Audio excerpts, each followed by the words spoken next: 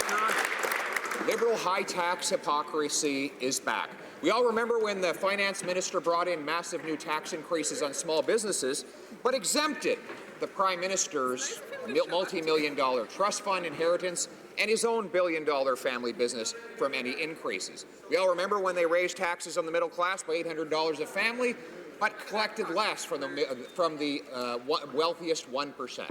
Why is it with the carbon tax it's once again more high-tax hypocrisy from this Liberal government? The Honourable Minister of Environment. Mr. Speaker, I'm extremely pleased to stand up in this House and say polluting will no longer be free.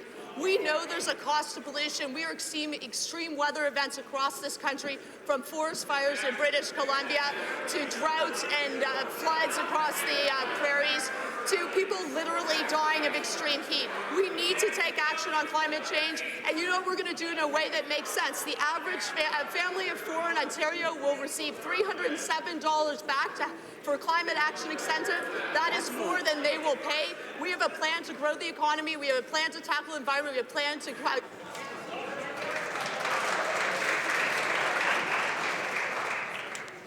Order.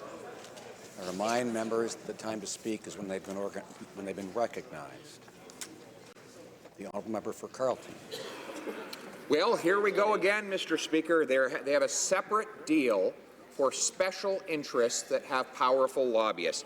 It says right here in their own background document, there will be a separate pricing system for industrial facilities. They'll get a 90% exemption from this Liberal carbon tax, while small businesses, soccer moms, and suburban commuters will have to pay the tax on 100% of the energy they consume.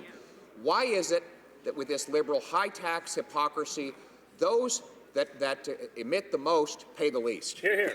The Honourable Minister of Environment. Thank you, Mr. Speaker. Let's be perfectly clear. There is a cost to pollution, and everyone will pay the price for pollution. That includes large industry.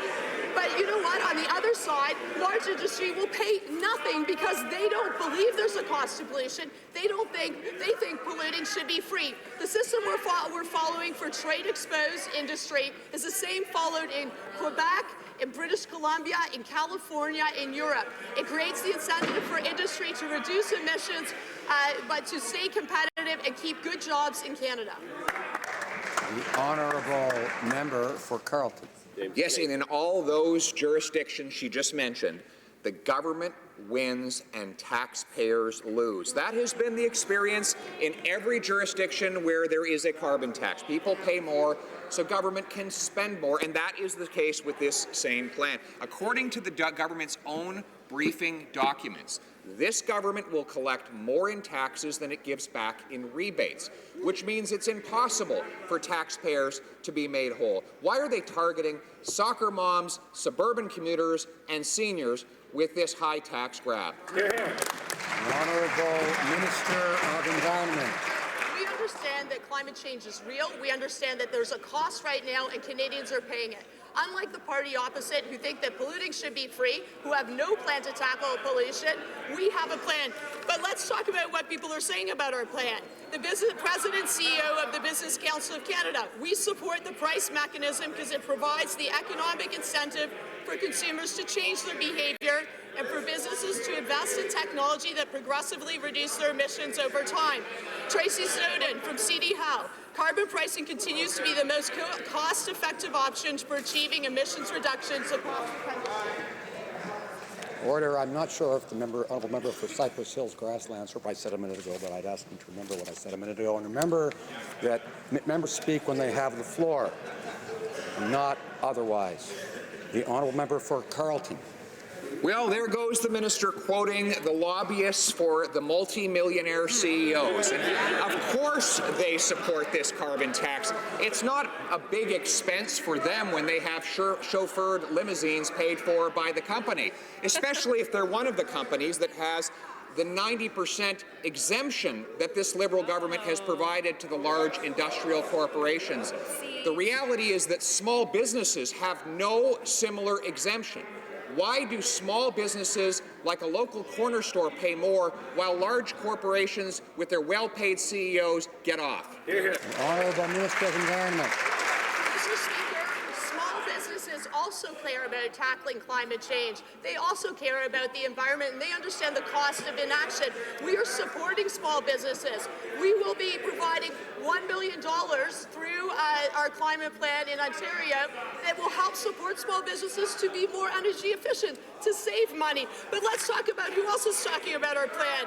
The Canadian Associations of Physicians for the Environment. This is good news for human health and the planet.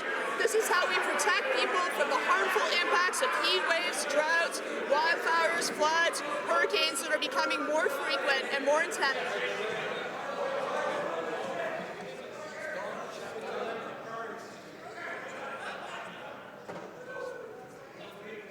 Order. Order. The honourable member for Carleton. Yesterday, the Prime Minister was asked 9 times whether or not small businesses would get the same exemption as large industrial corporations do under this Liberal carbon tax. 9 times he refused to answer. We know that this will cost more in fuel and heating and transportation for those small businesses. They are the lifeblood of our economy, and they're already paying higher taxes as a result of the Prime Minister's tax increases. So, direct question. Will small businesses get the same exemption as the large industrial corporations? Yes or no? Honourable Minister of Environment. We've already said that there's going to be a price on pollution, and everyone is going to pay the price on pollution, whether you're a big industrial emitter, whether you're a small business. But we are also going to help small businesses save money, because when you're more energy efficient, you actually save money.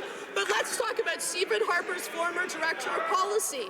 We think that the federal government is doing the right thing in putting a price on carbon in these provinces, that they've done so and are returning money directly to households. This will encourage lower emissions while also ensuring that Canadian families will not be negatively affected.